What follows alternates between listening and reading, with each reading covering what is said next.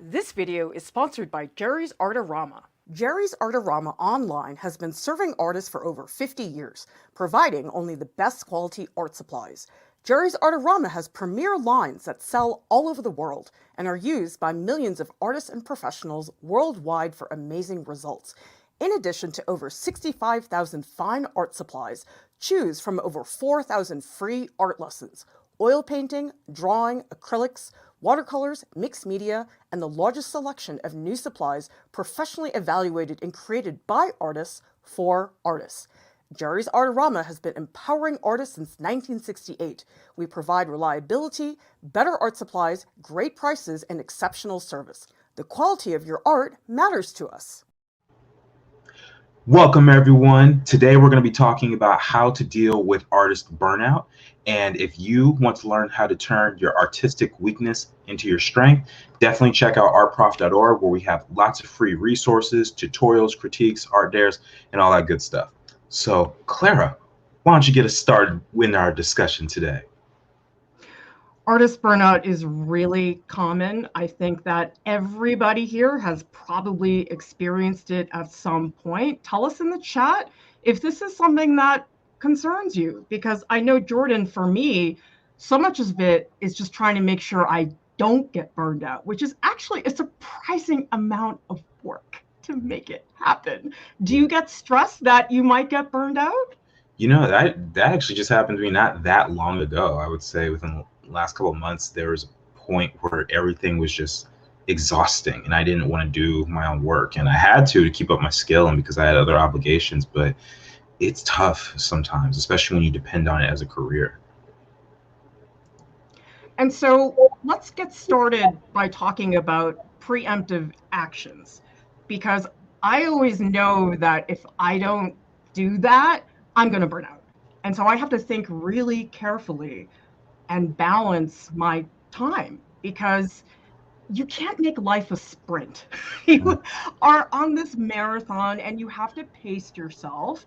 If a marathon runner did a sprint for the first 15 seconds, they would totally not last the rest of the marathon. So that's the way I like to think about it, is that we're on this constant journey just to keep things at a reasonable rate. And so one thing people hear a lot is, oh, you have to take breaks. But there's almost a technique for taking breaks. What do you do, Jordan? I don't. Well, one thing I need to do, I need to turn the Cintiq off if I'm taking a break. I need to remove all sort of little inclinations to do what it is I do.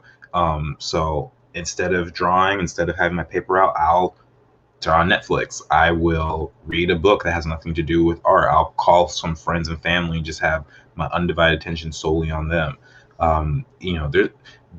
You have to be creative, and sometimes it just goes back to the basics, like how simple is calling a friend or family member, sometimes you just got to go back to that stuff.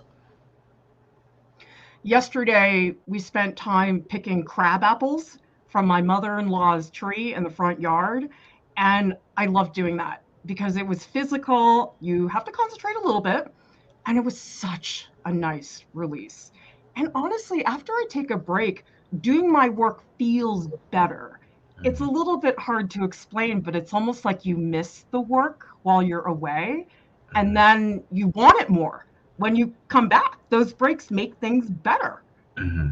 Yeah, I find that I tend to be more creative after I get a moment's rest, because when your mind is always going and you're constantly on art mode, it's like your battery gets drained faster throughout. It's sort of like, I remember when I was a kid, I would have headsets that took AA batteries, and I would always find, when it always got to a low charge, instead of replacing both, I would put one full one in and leave the other one empty, and then it just ended up draining both of them faster. It's kind of like that. So I feel like you got to really take time to reset and do something that you really enjoy, that doesn't stress you out or make you feel like you're just stuck. I think that's the key. Well, I know that a lot of artists do feel a lot of pressure that, oh, if I take a break, I'm going to be behind, or my drawing skills are going to decrease if I don't keep it up. Because in the Discord, I see people asking that question all the time. Is it okay to take a break?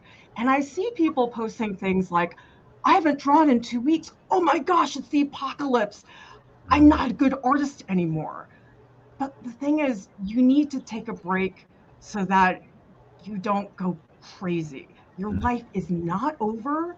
You are not going to become a terrible artist. Why do you think people have those worries? I was watching a YouTube video on this, and it was like a life advice video, and it said comparison is the thief of joy. And basically, what it was saying is like so many of us are concerned with what the next person is doing that whenever we see that we don't measure up to what that next person is doing, we feel bad for ourselves. And so, if we're not drawing or painting or sculpting or doing whatever as much as the next person, we just constantly say, "Oh, I suck. I'm never gonna make it.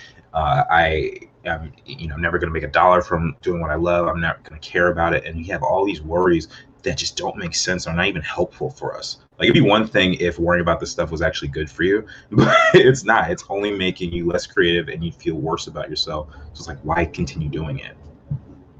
Milou Art says, maybe that's an unpopular opinion, but sometimes I think stressing out over not stressing out is most of the times the worst stress and sucks you in even more. Anyone feeling the same? Well, I think it becomes a vicious cycle where you take a break and that stresses you out because you feel guilty, but then by not taking a break, you're stressed out no matter what. And that's a terrible feeling, like you're trapped in this cycle of worry.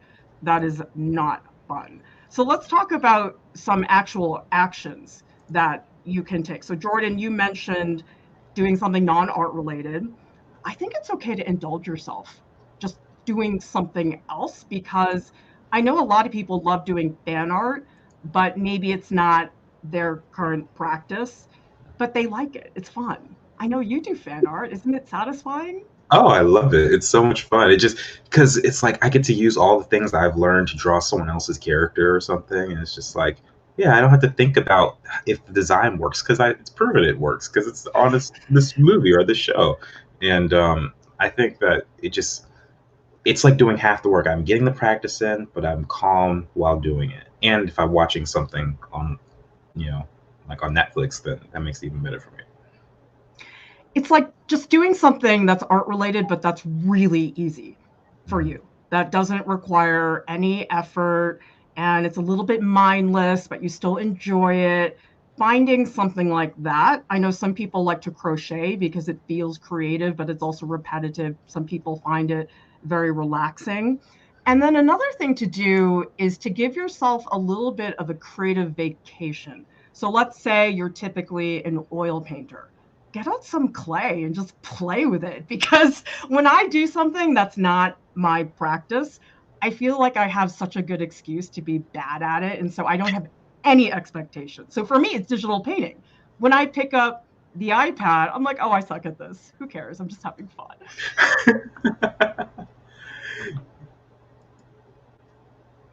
And we have a comment here. Attagirl says, I wonder if there's a difference between professional burnout and personal burnout. I think there's a lot of overlap, because if you're feeling burned out from your job, that inevitably stresses your personal life. I mean, for me, I feel bad for my husband because I just lay it on him when I'm really stressed out about things. Do you separate them, Jordan, or do they overlap? They tend to overlap because either way, the result is the same. Um, if I'm burnt out, it's gonna come out in all my personal relationships. I'm gonna be like, look, I'm tired. Don't bother me right now, you know, or I'll go eat a veggie burger or something like that, or just like whatever I do to make myself feel better about things. And sometimes I'll avoid the conversation if it happens. And I also feel like I've also had to, and this might not be healthy, but I've had to learn to fight through it sometimes because of the nature of what I do for a living. Like if I don't draw, I kind of don't eat. So it's like that's kind of how my life operates. So I don't really have the luxury of doing that for an extended period of time. There's definitely a really fine line between knowing, okay, I just got to rise to the occasion and just push through this because I got a deadline, but then saying, hey, whoa, I have to step back. And that can be really a hard call. I think what I try to do is be very careful about deadlines. And so if I think, oh, this project will take me 3 weeks, I'll ask for 4. And so building in a little bit of a buffer for certain projects is really important. And most of the time, when you think you can do it, you can't. People are like, nah, I can do it. And I'm like, no, I'm giving you an extra 2 weeks because you're telling me now you can do it, but I don't think you can. You know what else I just realized stresses me out? Having an improper relationship with clients. Like if they try and say something or push you to do something faster than what you're capable of, or they try to find ways to just cross certain boundaries, that's really stressful too. Because if you depend on this gig and it's not working out, then that's going to make it even worse. So find ways to make it work for you, because they're coming to you for a service and and I feel like while you need to please the client, they also need to make sure they're not driving you crazy and up the wall. So I look for red flags. I had a student who emailed me the other day. They said the client wants this, this, and this. They told me I'm being inflexible and I need to be more professional. I was like, that is so condescending. I would walk the other way, because that's a sign of a client that doesn't respect you and is going to make your life really difficult. So that's another preemptive measure. So Jordan, what are the signals of you're getting there? for honestly, sometimes I just don't want to get out of bed.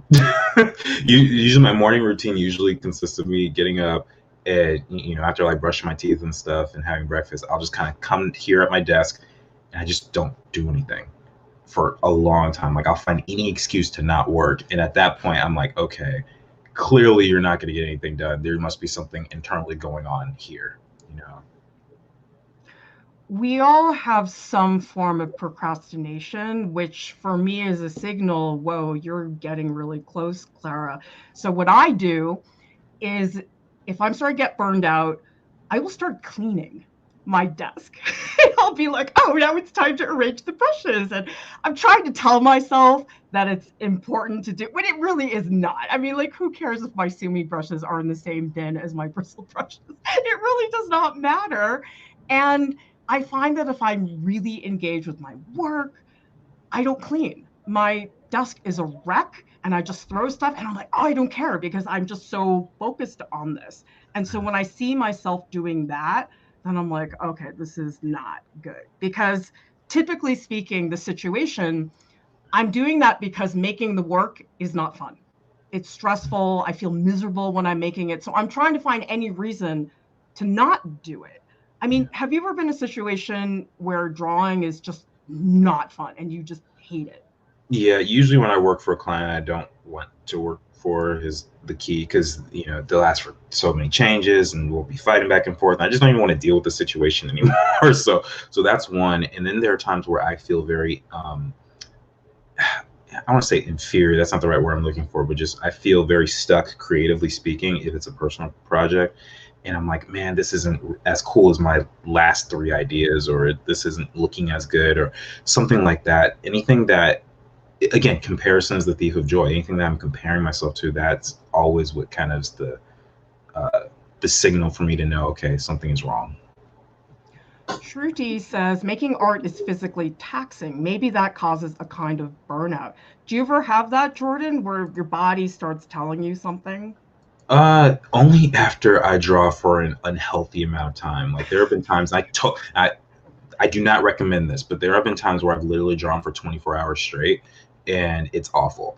And I just feel like death afterwards. I'm like, I don't want to see a pencil for the rest of my life. I feel that way legitimately. And I'm like, I'm hungry, I'm sleepy, I'm tired, I'm irritable. I don't want to deal with it. That's usually it. But I could go for like 6, 7 hours, like no problem. But that's just me. I'm also a little more focused sometimes. Well, and it can have long-term consequences if you don't take care of your body. Didn't you have a friend that really injured their hand? I have multiple friends who've injured their hands. And one actually ruined their career because of it. They have to change careers completely. They can't even be an artist because they cannot physically draw for more than like 10 minutes without feeling pain anymore. And that's the most awful story. The other friends I have were able to bounce back. I never had wrist issues to that extent. Sometimes I got a little sore. I put ice on it and I'd be fine. I'm okay now, but yeah, you gotta find a method that works, because we're all built differently. I had a project in art school where I was carving these plaster blocks and it really hurt my hands a lot. And I did it so much that honestly, I had to take 2 weeks off. Thank goodness it was school vacation, so I was able to do that. But it got to such a bad point that I just had to stop. And that's not good either. Like, why was that a good idea for me to get to the point where I physically couldn't do it anymore? It didn't have long-term consequences, but that's not good if you have to just drop everything because you physically cannot make the work anymore. Yeah. My other thought is I start to think in terms of hyperbole. I start saying, everything sucks. My art sucks. I hate being an artist. That thinking is so ludicrous, but Mm-hmm. it's toxic. Do you ever start thinking these crazy ideas? Sometimes, it's funny. Like literally just before we got on for the stream, I saw an image. I actually posted on my Instagram because it's pretty ridiculous to me. But it basically said something like the reason a lot of people don't like their own art is because they have an element of themselves in it, and no matter how good you get, you'll never escape that part of you because that's the most valuable part of what you create. And so it's that challenge. I don't know if I've ever gone like I suck. I feel like there are areas where I need to where I try to avoid certain aspects. Like I'm not a huge fan of digital painting at this stage. I would like to get there, but at this point it's like I'm not really sure. So that's why I prefer drawing more. So anytime it's a situation like that, that's when it feels more painful in a way. But yeah, that's how it goes, I guess. Well, also, a lot of times when you're in that mindset, it feels like you will never reach your goals. And Mhm. that's not a good place either, because I think when I'm thinking rationally, I will tell myself, oh, this takes time, it takes practice, I need to be patient about it. And then it all makes sense. But when I'm feeling crappy about it, I'm like, I will never do this. It's never going to happen. And it just feels like you're reaching for this ridiculous goal that is impossible for you when really it's not. It's just you're being impatient and you're feeling very, very burned out. And so really what this comes down to is I think it's ruminating. I think it's just you're thinking so much Mhm. that you're not spending time making, and that's not good either. I think part of it is. I think part of it is I'm so used to art school, right? I would, undergrad and grad school, just like you. And when you're focused on doing a project in 15 weeks in a semester or something like that, that I think can cause a lot of issues because you're used to have, like, the school system is set up so you have to basically master this skill in 15 weeks, which is really almost impossible. And so with that mindset out of school and, trying to figure things out, that becomes even tougher because you're like, I should have gotten this by now, when really it's not 15 weeks, it could be 3 years before you get it. And I think we all have to learn to be more patient with ourselves when it comes to developing skills sometimes. Brittany says, how do you avoid/handle burnout when many algorithms seem to punish users for taking breaks? Well, Jordan, you just launched a YouTube channel, which we're very excited about. And you should all go subscribe to the Joe McFo Show. But that's true. I mean, if you disappear for a little while, you do feel like you stepped outside of the marathon and everybody's going ahead of you. Yeah. Any tips? Well, considering it's only been a week, I don't know how many tips I have. But one thing I did try, I actually recorded like 4 videos at once. I was doing some character drawings and I was recording the process, and they each took me an hour.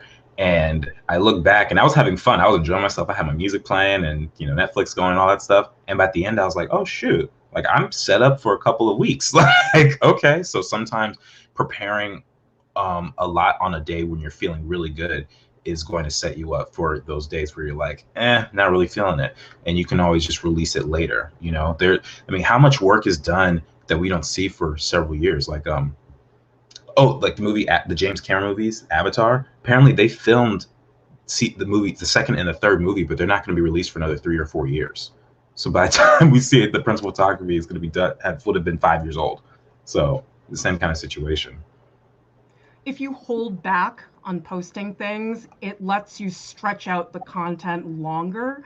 And so if I'm doing a drawing, I'll take all these photos, but only post like 3. And then maybe a couple days later, I'll post the rest of them. And so there are ways, I think, to organize the content in a way that it's not as stressful, because having to wake up all the time and do new things is very difficult. Cran is asking, how can we take care to not injure ourselves? I think a lot of it is physically getting up out of your chair and moving around. I try to do that at least every 20 minutes or so. And I just do stretches. I just step outside so I get a little bit of fresh air. That said, though, it's hard to remember because I'm working and I want to do this. And so there's sometimes I'm like, oh, I'm so stupid. Like, I know I'm supposed to do it, but I find it hard. Is it hard for you, Jordan? Yes, it is. I actually have a book. I'll share it in the Discord after our stream. But it's a book called How to Draw Stronger, or How to Get Stronger Drawing, or something. And basically, it's a whole book of exercises that you can do for your lower back and your wrists and stuff. And typically, I find that if you just exercise, that actually solves the problem, because when you're wearing out your muscles so much when you're sitting and living a very sedentary lifestyle, just being active will really help you, and it ends up reversing the process. And like for a while I had lower back issues because I was sitting at my desk for so long. Started going to the gym, and about a month later I never felt those pains again. Like, I'm fine. So plus it's just a good habit to start exercising anyway. Yes, because you know what? When you get older, you're going to pay for it, let me tell you. I have to exercise for my mental health because I struggle with that quite often. And I notice if there's 2 days in a row, which I did this weekend, and I feel terrible about it, I feel like crap afterwards. And so for me, yeah, I mean, I should be doing it for physical health, but a lot of it's mental health more the reason why I exercise. So I think that's, again, very helpful. And it doesn't have to be strenuous. Just go for a walk. You don't have to be running your heart out in order for it to be useful. You know what you guys can do if you struggle with that, something I started with, just have your own little mini dance party. Play some music that you really like and just dance for like 30 minutes, and that'll take care of it. Like, seriously. And you get to listen to the music you already like. So Yane says, I set timers for 25 to 30 minutes, then take a 5 to 10 minute break after that, where I might just walk around or do something. I do that all the time. My whole life is cell phone alarms. Whatever it takes to get yourself to get out of that chair, it's really not an easy thing to take care of. And Seven Angelic says, if you're staring at a screen for long periods, it's good to look away every 20 minutes or so to ease the strain on the old eyeballs. Well, Jordan, you're on a screen way more than me with the digital work. Mm-hmm. Do you find that that's a problem, looking at the screen so much? Sometimes it is. It doesn't happen as much as I thought it would for someone like me. But that also just might be genetics or something. But my uncle, when I was a kid, my uncle would walk into the room with me and my cousin. We would be playing video games or watching TV or something, and he'd be like, stop, pause it, and he'd be like, close your eyes for a minute, and I'm gonna sit. And he literally timed us. He's a military guy, and and so we would close our eyes for a minute, and then he'd be like, okay, you're good.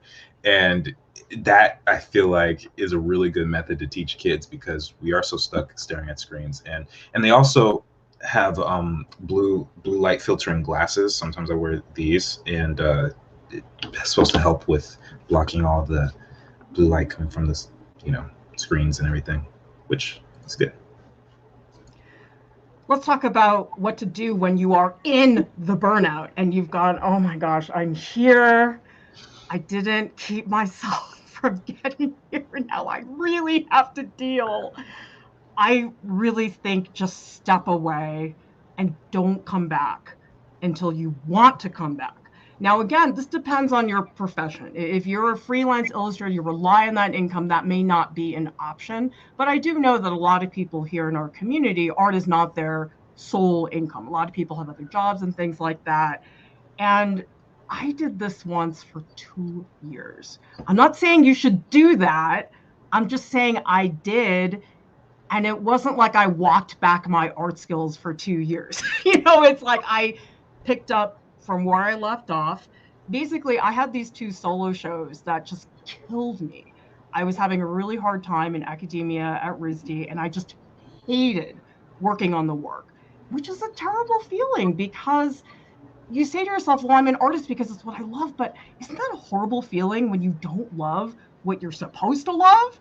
Oh, yeah. Matter of fact, some of you guys may know about the personal project I've been doing called Shadowboxers. For a period of 5 years, that was a dead project, actually. I had to walk away from it entirely because it just wasn't amounting to what I thought it was supposed to. And the only reason it came back was because I needed a project for my grad school, and that out of the options I had, that was the most successful one. So sometimes it is necessary to take a big step back. I don't personally like doing things like that because it personally makes me feel like I have all these questions like, am I a failure? Am I doing this? And I, end up questioning more than getting answers. But I feel like every person is built so differently that you have to decide for yourself when it's best to walk back in those artistic doors. And if you have the option to choose the time limit, do whatever feels right for you. I'd like to hear from people in the chat. What is the longest break you have ever taken from your artwork?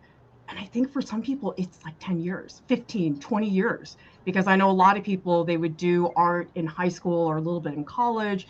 They would go off, have kids, have a career, do all these things.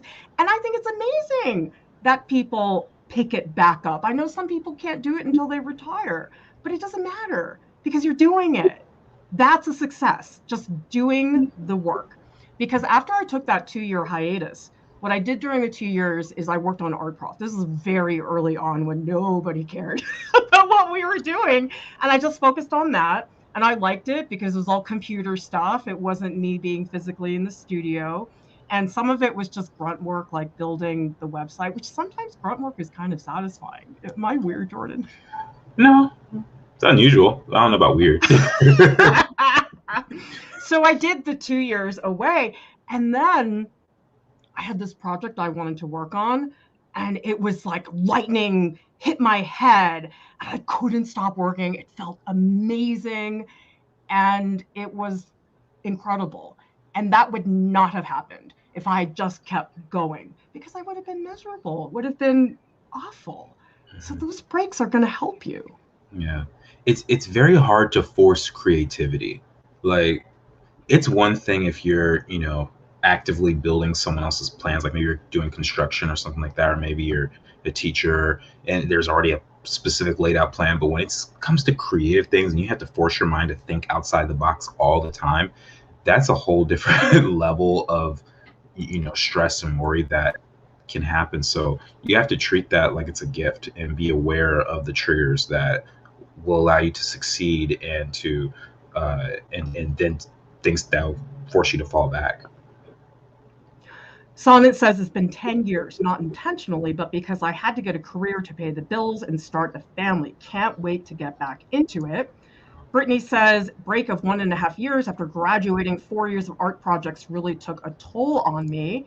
Dara says burnout after art school, took a 5-year break, got really immersed in other hobbies. And you know something? I am convinced that those other hobbies, they're all going to the same pot of soup. It's not like any life experience is going to hurt your artistic experience. You're still living your life. And I just don't know that people realize the importance of that, because I've worked with students at RISD who are 19, and some of them have literally said to me, I don't think I've lived enough life yet to have something to say. Yeah. I kind of agree with that. Like sometimes I talk to some friends about like story stuff, and they're, 19 or 20 years old and in college. And in my mind, I'm like, I'm not saying you can't be a writer at that age, but in 5 years, you're going to crush your 20-year-old self in terms of the ideas and the life experience that you've had. It's so there's an aspect of that I think is kind of accurate. I'm going to give a shout out to RB Dick. Thank you so much for the super chat. And we have some other comments here. For example, Dana says it is hard to force creativity, and C. Cantrell says, I think you cannot force creativity. You must allow the space for creativity. Ideas don't happen overnight. I mean, sometimes you need years to process an idea. I have an idea and I'll think, oh, this is really cool, but it's not really ready. I'm going to let it marinate. I mean, Jordan, I don't think it's an accident that shadow boxers grew so much, because you had time to think about those characters, right? Yes and no. Like, I wasn't even actively thinking about it. I built it off of things that I knew I liked and things I knew I wanted to see. And that, I think, came from just my taste developing over time, because I was 19 when I took a break, and then I was maybe 22, 23 when it came back. And so yeah, I think all that stuff really changed things. I learned a lot of new bits of history that I didn't know before. I learned, about some new music artists, or seen some new movies. I had new friends come into my life and tell me their experiences. I had my own experiences, and all those combined really changed the way I saw things. And I think that was such a big help for me in why taking a break was necessary. Well, Atta Girl says 8 years. Angelic says several years. Soitanly says 30. And Margaret says, I realized in my 30s I could no longer work all day and then do art until midnight. We're not superhuman. I mean, at a certain point, you just have to put it down. And this is coming from somebody who never thinks they're doing enough. There's always something that I, quote, should be doing. But at a certain point, I'm like, I don't want to live like that. That's such a terrible life. So I think just seeing the importance and looking at your life a little more holistically. You're not just an artist, because actually I find that very hard. If I define myself solely by being an artist, if my art career is not doing good, I'm going to feel terrible. How about you, Jordan? Yeah, that's actually something I started thinking about lately, is, who I am outside of me drawing for a living, which is, I personally think is really cool, but there's a lot more to who I am than just a pencil and paper, or, a Wacom pen, or, Apple Pencil or something like that. And it actually, I realized, felt like it diminished who I was as a person. Like there's so many more layers to who I am. And I feel like the same for everyone else. And I don't think it's right for anyone to just be limited to their occupation as their identity. Lisa H says, I find people who have other interests make more interesting art. Well, I think they have more to mine from. It's not an accident that the guy that created SpongeBob was a marine biologist. I mean, where do you think he got that idea? That didn't Yeah. just pop into his head. He was thinking about all of that stuff for so long. And then Sonnet says, didn't Christopher Nolan take 10 years to fully develop the movie Inception? That's so common. I mean, I think it was M. Night Shyamalan took forever to develop The Sixth Sense. And it just, things don't have to be so fast, you guys. Yeah, I think we just happen to live in a society that tells us faster is better, but sometimes that's not the case. And especially because you're like, what if someone steals my idea, which we've talked about in other streams, but like, or like, what if someone comes out with it first? Well, they can't do it the same way that you can. Like, even there's a very limited people who know about my project and could probably like recreate it. Even if all of those people, and I'd say like there are 4 or 5 who got together without me, they could not recreate it the way that I want, even with all of my notes, because there's so much in my head that I see that they cannot reproduce. Think about how many times people have remade Romeo and Juliet. I mean, they're doing that every year, and people have still found different ways to interpret that. So feeling behind or saying, oh, this person's going to get ahead, it doesn't really work that way. It might feel that way in school because you're being evaluated with grades and things like that. But I think after school, it just becomes so much more vague. Now, here's another tip. This will help with the competitiveness and the comparing and the hyperbole. Turn off social media. I confess, I can't do it. Jordan, I tried to do it this weekend, just deleted all the apps off my phone. But then I started making some of my own personal work, and I was like, oh, shoot, I need to share this. And if I don't, I'm going to forget. It was a total failure. Why is it so hard? It's addicting. I mean, those apps are designed to get us addicted to them, because just like YouTube, as much as I love YouTube, that it's designed to get us to stay on the website. Instagram is designed to make us stay on there, and there talk about the dopamine kick and all that stuff. But I did something similar. I turned my phone off for a day, which is the same day, ironically, I recorded those like 4 hours worth of footage I'm talking about. And at the end of the day, I checked out. I got only a few notifications on my social media, and I was like, wow, if I had just kept doing my thing and had my phone on next to me, I wouldn't have got any of this stuff done. And now I'm so ahead of the game that I set up for a couple weeks, So yeah, it's a great thing to just turn things off, turn off the distractions, the checking in, and you really think about it. This is only something that's been around for the last couple of years. Like, in the 70s, no one's checking their social media. Like, like that's not happening. People are getting work done. People are just exploring and meeting people and having a life and all that. Sonnet says, yes, Jordan, that's so true. The way our culture is set up, everything is supposed to be done fast, fast, fast. That's the nature of smartphones. It just tap, boom, there's my Benedict Cumberbatch interview. Like, I don't have to wait to see that. It's like, and then before I know it, it's like I'm watching Doctor Strange again, and I'm rewatching the Spider-Man trailer that just came out several times. It's really poisonous sometimes. So I think the key to it is you have to establish it as a routine. Like, this is the first week that I tried the apps off my phone. And yes, I'm horrified I didn't do it. But the thing is, they said that routines take about a month to settle in. So I said to myself, okay, I feel dumb that I didn't do it, but I'm just going to give myself a couple weeks to get into that routine. And ultimately, if I stick to it, it should get a little bit easier. Mm-hmm. All right, everybody, we have an art prof share today, which we are very excited about. And we have this tracks program now on artprof.org. We have a drawing basics track, we have a painting basics track, and they're basically a structured sequence of video lessons and assignments for those of you who want something that is a little bit more specific in terms of how to get started. Because a lot of people say to me, well, I want to get better at drawing, but I don't know how to get started. So we are so excited that Neil Espinoza finished the drawing track. And so the first part of the track was this ongoing assignment, which is to make sure that during the track, you drew at least 10 minutes every day. And oh my God, Neil just hit it out of the park. There's so much work. What do you think, Jordan? I love it. I love it. The amount of work is always one thing, but it seems like everything that Neil did, it looked like he was having fun. I feel like that's such an underrated aspect of the artistic journey is they're just doing the work because someone has told them to do it. But doing all this stuff, I mean, my goodness, you've flipped through like 20 pages by now and each have had like 10 things on it. So yeah, this is really solid. I love it. That was just the sketchbook. Okay, we haven't even got to the assignments yet because the first week was to do these animal gesture drawings from Edward Muybridge's book.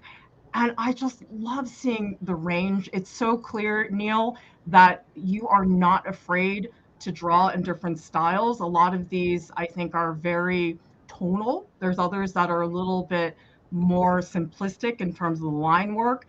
And then you can see more progress in week 2, which was doing the same thing, gesture drawings, but of figures this time. And a lot of these have a ton of personality. Don't you think, Jordan?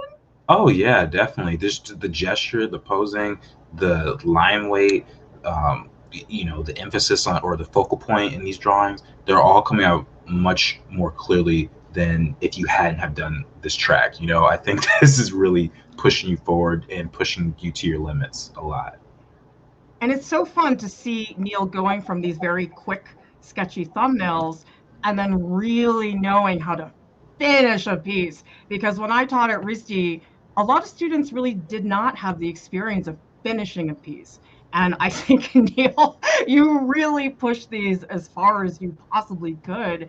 And it's a real accomplishment to do the track. The track is not a small thing, and you have to be dedicated in order to finish it. And so this is Neil's final piece, which was a landscape drawing in wet charcoal. And so we recommend that you all check out the tracks. We have information on it on artprof.org.